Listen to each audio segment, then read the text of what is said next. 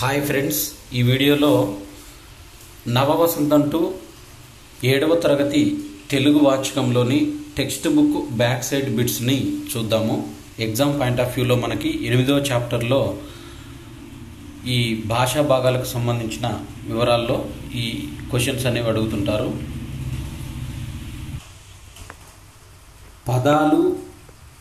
పదాలు వాటి అర్థాలు అనేవి చూద్దాం. ఇప్పుడు పదాలు వాటి అర్థాల్లో మొదటిది అంబరం, వస్త్రం, బట్ట. అంబలి, రాగులు, తైదలు, పిండితో వండిన ద్రవాహారం. అంతరిక్షం, ఆకాశం. అంతరించిపోవు, నశించిపోవు. అతిశయోక్తి, ఎక్కువ చేసి చెప్పడం. అతివేళ, చాలా. అదృశ్యం, కనిపించకుండా ఉన్నది, కనిపించనిది. అద్భుతం, ఆశ్చర్యం కలిగించేది. అద్దకం, వస్త్రానికి రంగు వేసే విధానం. అనిశం, ఎల్లప్పుడూ. ఆంగికం, అవయవ సంబంధమైనది. ఆకర్షించు, ఆకట్టుకును. ఆకాంక్ష, కోరిక. ఆత్మజుడు, పుత్రుడు, కొడుకు. ఆదరణీయం, ఆచరించదగినది, గౌరవించదగినది. ఆపాదమస్తకం, పాదం నుండి తలదాకా. ఆవాసం, ఇల్లు, నివాసం. ఈర్ష్య, అసూయ, ఓర్వలేనితనం, కండ్లమంటతనం. ఉపేక్ష, అశ్రద్ధ, లెక్క చేయకపోవడం. ఉభయతారకం, ఇరువురికి మేలు జరగడం. ఉవ్విల్లూరు, తహతహలాడు. ఉషస్సు, తెల్లవారుజాము. ఏకాగ్రత, ఒకే విషయంపై మనస్సు నిలపడం. ఏరి, ఎవరి. ఒండే, కాని, అటు కాని పక్షాన. ఒరులు, ఇతరులు.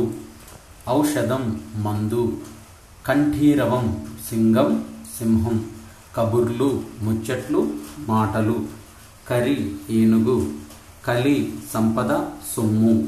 కల్ల, అబద్ధం. కలకాలం, ఎల్లప్పుడూ, ఎల్లకాలం.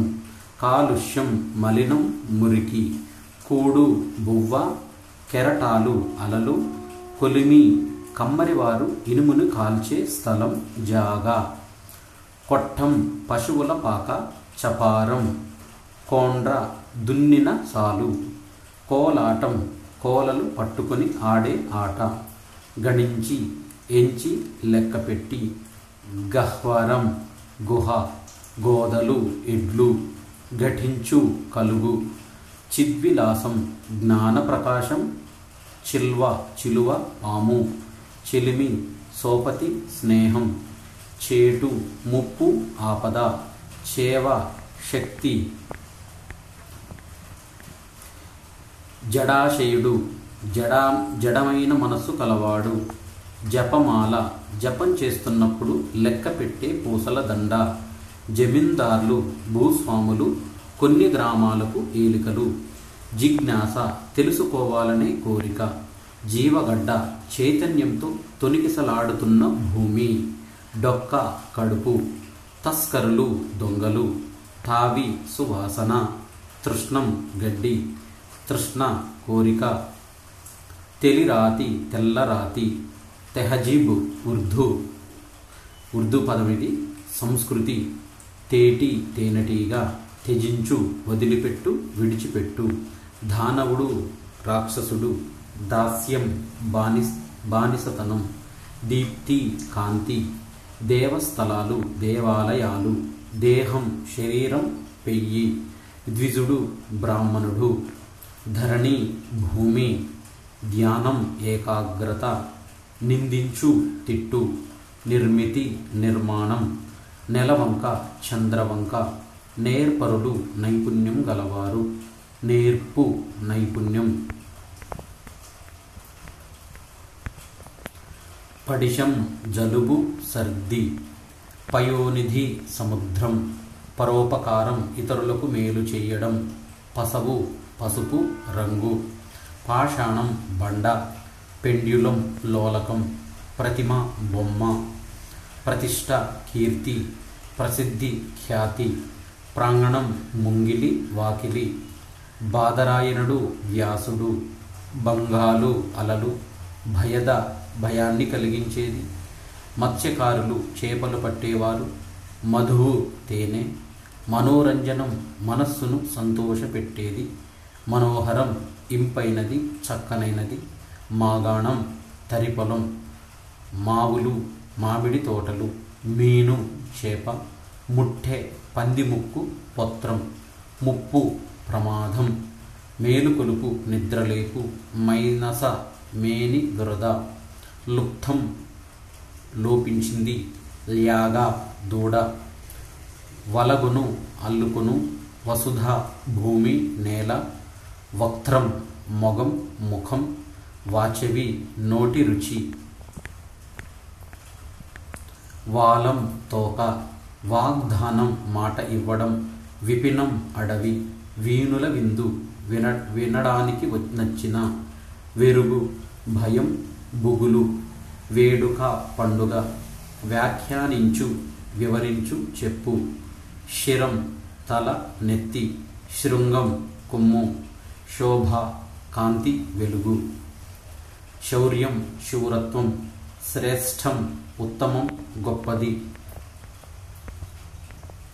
సంజ్ఞ పేరు గురుతు, సమరం ఓర్పు, సాదృశ్యం పోలిక, సాంగత్యం సోపతి స్నేహం, సున్నితం మెత్తని సుకుమారం, సృజన సృష్టి, సైన్యపాలి సైన్యపాలకుడు సేనాని, సౌజన్యం మంచితనం, స్పందన కదలిక, స్వప్నం కళ, హరిత్తు సింహం అని అర్థం. తర్వాత పర్యాయ పదాలు. పర్యాయ పదాల్లో మొదటిది అల కెరటం తరంగం, అంగడి దుకాణం, విపణి మడిగే, అమ్మ తల్లి మాత జనని, ఆత్మజుడు కుమారుడు కొడుకు పుత్రుడు, తనయుడు సుతుడు, ఆనందం సంతోషం హాయి సుఖం, ఆశ కోరిక కాంక్ష వాంఛ, ఆసక్తి ఆపేక్ష అనురక్తి శ్రద్ధ, ఇల్లు గృహం సదనం నివాసం ఆవాసం, ఈర్ష్య అసూయ ఈసు మత్సరం, ఏనుగు కరి హస్తి ఇభం గజం, కంచు కంచం కాంస్యం, కిరణం రశ్మి వెలుగు శిఖ, కుందేలు చెవులపిల్లి శశం శరభం, గోవు ఆవు ధేనువు సురభి, చెట్టు తరువు భూరుహం వృక్షం, చెరువు తటాకం సరస్సు, చేప మీనం మత్స్యం, దాత త్యాగి వితరణశీలి ఉదారుడు, దూడ లేక క్రేపు పెయ్య, నీరు జలం సలిలం ఉదకం, పల్లె గ్రామం ఊరు జనపదం, పసిడి కాంచనం పుత్తడి బంగారం హేమం కనకం, పక్షి పులుగు విహంగం ఖగం, పిల్లి బిడాలము మార్జాలం, పులి శార్దూలం వ్యాఘ్రం, పూజ అర్చన సపర్య, భర్త పతి నాథుడు మగడు మొగుడు పెనిమిటి, భార్య పత్ని ఆలు ఇల్లాలు పెండ్లం, మైత్రి స్నేహం నెయ్యం, సాంగత్యం సోపతి, రణం యుద్ధం సమరం ఆజీ, రథము తేరు స్యదనం అరదము, రైతు కర్షకుడు కృషీవలుడు, వసుధ భూమి ధరణి ధరిత్రి అవని నేల, వ్యవసాయం కృషి సేద్యం కాపుదనం, విగ్రహం ప్రతిమ ప్రతిబింబం, ప్రకృతి ప్రతినిధి, శరీరము దేహం తనువు పెయ్యి, సన్యాసి భిక్షువు జడదారి యతి ముని, సూక్తి మంచి మాట సుభాషితం మొదలైనవి పర్యాయ పదాలు. తర్వాత నానార్థాలు. నానార్థాల్లో మొదటిది అంగడి. అంగడి అంటే నానార్థాలు సంత మడిగె. కంఠీరవం మదగజం పావురం సింహం, కులం వంశం జాతి శరీరం ఊరు ఇల్లు, నేతిపొట్ల దేశం పిల్లి. కేసరి నానార్థాలు సింగం గుర్రం శ్రేష్ఠుడు హనుమంతుని తండ్రి మాదీఫలం పున్నాగం. చైతన్యం నానార్థాలు, జ్ఞానం జీవం. తగవు నానార్థాలు, జగడం వ్యాజ్యం, పద్ధతి మేలు, యుక్తం న్యాయం తీర్పు. ధనం విత్తం ఆస్తి, ఆవులమంద ధనియం, ధనిష్ఠా నక్షత్రం. ద్విజుడు నానార్థాలు, బ్రాహ్మణుడు క్షత్రియుడు వైశ్యుడు. నేర్పు అభ్యసించు, సామర్థ్యం విజ్ఞానం. పద్మం కమలం, పాము ఒక నిధి, సంఖ్యా విశేషం, ప్రతిష్ట కీర్తి స్థాపన. పశువు నానార్థాలు, గొర్రె బలికి ఇచ్చు మృగం, మేడి చెట్టు ప్రమదగణం. పాదము పద్యపాదం, కాలి అడుగు భాగం, కిరణం పాతిక భాగం, వేరు. బలి నానార్థాలు, బలిచక్రవర్తి, గంధకం, చర్మపు ముడతలు, దున్నపోతు, బలవంతుడు, అర్పణం, పన్ను.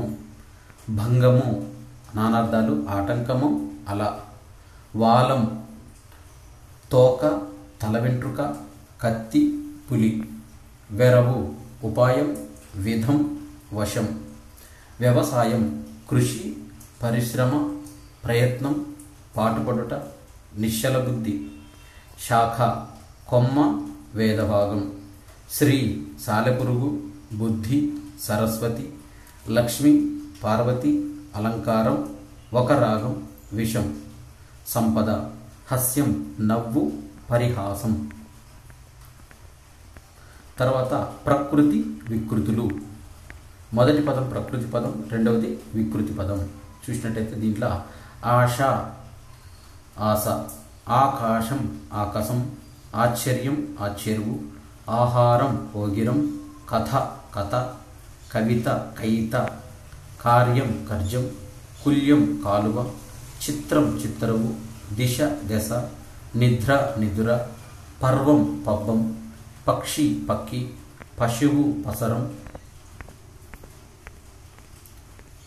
ప్రకృతి వికృతులలో కొన్ని: పుణ్యం పుణ్యం, పుస్తకం పొత్తం, పూర్ణిమ పున్నమ, భక్తి బత్తి, భాగవతం భాగోతం, ముఖం మొగం, రాత్రి రాతిరి, వర్ణం వన్నె, శిఖ సిగ, సంతోషం సంతసం, సంధ్య సంధ్య, సింహం సింగం, స్తంభం కంబం, స్నానం తానం. ఇవి ప్రకృతి వికృతులు. తర్వాత వ్యుత్పత్త్యర్థాలు. వ్యుత్పత్త్యర్థాలలో మొదటిది కమలాకారం. కమలాకారం అంటే అర్థము కొలను, అంటే కమలాలకు ఆకారమైనది. తటాకం. తటాకం అంటే అర్థం ఏంటిది? యాక్చువల్గా చెరువు, జలంచే కొట్టబడినది, నిండినది చెరువు. పద్మాకరం. పద్మాకరం అంటే కొలను, కొలను అనే అర్థం. దీనికి మరో అర్థం చెరువు అని వస్తుంది. పద్మాలకు నెలవైనది కొలను కాబట్టి చెరువుని పద్మాకరం అంటారు. వసుధ. వసుధ అంటే అర్థము భూమి. మరి ఈ ద్రవ్యాదులను ధరించేది కాబట్టే దీని వ్యుత్పత్తార్థము ఈ భూమికి వసుధ అనే పేరు వచ్చింది. రమానాథుడు విష్ణువు అనే అర్థం. రమ లక్ష్మికి భర్త అయినవాడు కాబట్టి విష్ణువు అనే పేరుకి రమానాథుడు అని వ్యుత్పత్తార్థము. పయోనిధి. పయోనిధి అంటే సముద్రం, నీటికి నిధి వంటిది కాబట్టి సముద్రాన్ని పయోనిధి అని అంటారు. తర్వాత విశేషాంశాలు.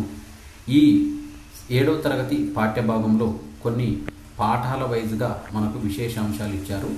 చదువు అనే పాఠంలోని విశేషాంశం సారస్వతం, అంటే సరస్వతి సంబంధమైనది సారస్వతం. చదువును జ్ఞానాన్ని, పాండిత్యాన్ని, సాహిత్యాన్ని సారస్వతం అని వ్యవహరిస్తున్నాము. ధ్రువా ప్రబంధం అంటే ప్రబంధ విశేషం. గీతా ప్రబంధ కావ్యం, సంగీతానికి నాట్య సాహితీ విశేషంని ధ్రువా ప్రబంధం అని అంటారు. కళలు. మానవ జీవన పరిణామంలో నైపుణ్యంతో, సౌందర్య దృష్టితో సాధించిన ప్రజ్ఞ విశేషమే కళ అని అంటారు. అయితే ఇది మానసిక ఆనందాన్ని ఇస్తుంది. కళలు మనకు 64 చతుషష్ఠి కళలని అంటారు. శతక పద్యాలు. జననీ జన్మభూమిచ్చ స్వర్గాదపి గరీయసి అని శ్రీరాముడు చెప్పాడు అని ప్రతిది. అంటే కన్నతల్లి, జన్మభూమి, స్వర్గం కన్నా మిన్న అని దీని భావము. అమ్మ జ్ఞాపకాలు పాఠ్యభాగంలో ఆయుర్వేదం అంటే వనమూలికలు ఔషధాల ద్వారా చికిత్స చేసి ఆయుష్ను పెంచే వైద్య విధానాన్నే మనము ఆయుర్వేద వైద్య విధానం అని అంటాము. జమీందారు, ఇక్కడ జమీన్ అంటే ఉర్దూ భాషలో భూమి అని అర్థం. భూమితో పాటు పాలనాధికారాలు కూడా వీరికి సొంతం. వీరినే భూస్వాములు అని అంటారు.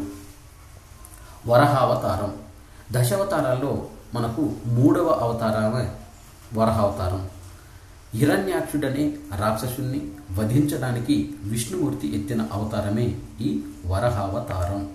పల్లె అందాలు పాఠ్యాంశంలో అర్ఘ్యం అంటే చేతులు కడుక్కోవడానికి ఇచ్చే నీళ్లు.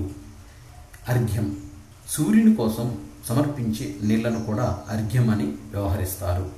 ముత్తైదువ, ముత్తైదువ అనే పదానికి అర్థాలు ముత్తలు అంటే పసుపు కుంకుమ, మాంగళ్యం, మట్టెలు, ముక్కెర, గాజులు. ఈ 5 కలిగిన స్త్రీని ముత్తైదువ అని అంటారు. సుమంగలి అయిన స్త్రీగా జన వ్యవహారంలో చెప్పుకుంటారు. ముక్కెరకు బదులుగా పూలు, పాపిట సింధూరంలో కూడా నేడు ముత్తైదుతనంగా చెప్పుకుంటున్నారు. పద్మశాలీయులు, ప్రాచీన కాలంలో పద్మపు తూడు నుండి తీసిన నారతో వస్త్రాలు తయారు చేసేవారని పద్మశాలీయులు అని అనేవారు. ఆధునిక కాలంలో వీరు అన్ని రకాల వస్త్రాలను నేస్తున్నారు కాబట్టి వీరిని పద్మశాలీయులు అని అంటారు. తర్వాత ప్రేరణ అనే పాఠ్యాంశంలో కొన్ని విశేషాంశాలు. ఏరోనాటికల్ ఇంజనీరింగ్ అంటే ఇది విమానాల తయారీకి సంబంధించిన ఇంజనీరింగ్ విభాగం. HAL అంటే హిందుస్థాన్ ఏరోనాటిక్స్ లిమిటెడ్, భారతీయ విమానయాన సంస్థ సంబంధిత సంస్థ ఇది. MIT అంటే మద్రాస్ ఇన్స్టిట్యూట్ ఆఫ్ టెక్నాలజీ. శిల్పి అనే పాఠ్యాంశంలో అజంతా గుహలు అనేవి వాటి గురించి ఇచ్చారు. ఇక్కడ మహారాష్ట్రలోని ఔరంగాబాద్కు 55 మైళ్ళ దూరంలో ఉన్న గుహలనే మనం అజంతా గుహలని పిలుస్తాము. ఇవి జాతక కథలు, కుడ్య చిత్రాలుగా ఉన్న అజంతా గుహలన్నీ భారతీయ చిత్రకళలకు నిదర్శనాలుగా చెప్పుకుంటాము. శ్రీలు పొంగిన జీవగడ్డ అనే పాఠ్యాంశంలో ఉన్న విశేషాంశాలలో నవరసాలు. నవరసాలంటే మనకి శృంగారం, వీరం, కరుణం, అద్భుతం, హాస్యము, భయానకం, బీభత్సం, రౌద్రం, శాంతం. ఈ 9 వీటిని నవరసాలని అంటారు. అపస్తంభ, అశ్వలాయన సూత్రాలు. అశ్వలాయనుడు మానవ జీవన విధానానికి సంబంధించిన ధర్మాలను, సూత్రాలను తెలిపారు. గ్రామాలలోని వేడుకలు, క్రీడలు, వినోదాలు అనే పాఠ్యాంశంలోని విశేషాంశాలు చూసినట్టయితే ఇంద్రజాలం అంటే ఉన్నది లేనట్టు, లేనిది ఉన్నట్లు కనికట్టు చేసి చూపే ప్రదర్శనా విద్యనే ఇంద్రజాలం అంటారు. ఆంగ్లంలో దీనిని మ్యాజిక్ అంటారు. మల్ల యుద్ధం, దేహదారుఢ్యం కలిగిన వస్తాదులు ఒకరితో ఒకరు కలబడే బాహు సంబంధ యుద్ధ విద్యనే మల్ల యుద్ధం అని అంటారు. రెజ్లింగ్. యక్షగానం, జక్కులు అనే తెగవారు ఆడుతూ పాడే యక్షగానాలు. ఇదొక ప్రదర్శనా కళ. ఇది నాటకానికి పూర్వరూపము యక్షగానం. కొరవి జాతర, వరంగల్ జిల్లాలోని మానుకోట సమీపంలో కొరవి అనే గ్రామంలో జరిగే జాతరని కొరవి జాతర అంటారు. ఇక్కడ వీరభద్రస్వామి పూజలు అందుకుంటాడు. అంటే ఇక్కడ పూజించే మూర్తి పేరు ఏంటంటే వీరభద్రస్వామి అంటే శివుడు. ఐనవోలు జాతర, వరంగల్ జిల్లా మామునూరు సమీపంలో ఐనవోలు గ్రామంలో ప్రతి సంవత్సరము శివరాత్రికి మల్లన్న జాతర అనేది జరుగుతుంది. ఐలోని మల్లన్న జాతరగా ఈ జాతరకు జన వ్యవహార నామం.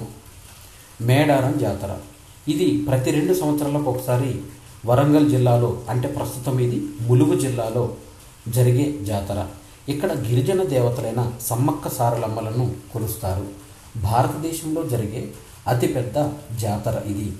టోటల్గా చూసినట్టయితే ఆసియా ఖండంలోనే అతిపెద్ద జాతరగా కూడా దీనికి పేరు ప్రఖ్యాతులు కలవు. కోలాటం, 2 చేతులలో 2 కోలలు అంటే కర్రలను పట్టుకొని వాటిని లయబద్ధంగా తాకిస్తూ పాట పాడుతూ ఆడే ఆటలనే కోలాటం అని అంటారు. ఇదొక బృందనాట్య విశేషము, అంటే ఒక గ్రూప్ డ్యాన్స్ లాంటిది కోలాటం. రాణి శంకరం అనే పాఠ్యాంశంలోని కొన్ని విశేషాలు. మెతుకు సీమ నేటి కాలంలో ఉన్న మెదక్ జిల్లానే పూర్వం మెతుకు సీమ అనేవారు. ఒకప్పుడు ఇక్కడ వరి అధికంగా పండించేవారు కాబట్టి మెతుకులు అధికంగా దొరికేవి కాబట్టి దీనిని మెతుకు సీమ అన్నారు. కాలక్రమంలో ఇది మెతుకు కాస్త మెదక్ అనే పేరు స్థిరపడింది. మంజీరక దేశం, గుల్షనాబాద్ అని కూడా గతంలో దీనిని పిలిచేవారు. రాయబాగిన్ అంటే రాజ సహోదరి అని అర్థం. నిజాం పాలకుడు మీర్ ఉస్మాన్ అలీ ఖాన్ రాణి శంకరమ్మను రాయబాగిన్ అంటే రాజ సహోదరిగా ఈ బిరుదునిచ్చి ఆమెను గౌరవించాడు మీర్ ఉస్మాన్ అలీ ఖాన్. అన్నపూర్ణ కాశీలోని విశ్వనాథుని ఇల్లాలు పేరు అన్నపూర్ణ. అందరికీ ఆహారం అన్నం పెట్టే అన్నపూర్ణ కాబట్టి అన్నపూర్ణ అని అంటారు. ఆందోలు గతంలో ఇది సంస్థానం, ప్రస్తుతం ఇది ఆందోళన అనేది మెదక్ జిల్లాలో ఉన్నది. నైజాం రాజులు తెలంగాణను గతంలో పరిపాలించిన నిజాం వంశీయులైన మహమ్మదీయ రాజుల్ని నైజాం రాజులని అంటారు. పీష్వాలు ఒకప్పుడు మహారాష్ట్రను పాలించిన రాజులనే పీష్వాలు అని అంటారు.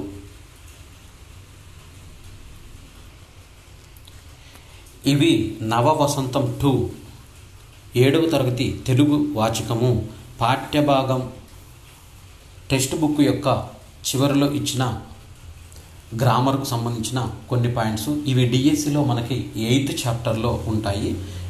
ఈ video TET 2 DSC school assistant, language pandit, ఎగ్జిటి వారి అందరికీ కూడా ఉపయోగపడుతుంది.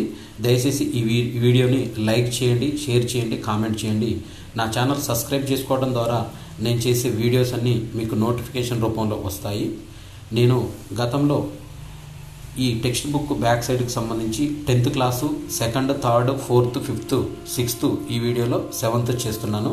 తర్వాత వీడియోలో 8th క్లాసు 9th క్లాస్ కూడా చేస్తే టోటల్గా school books text book back side grammar అంతా మనకి కవర్ అవుతుంది.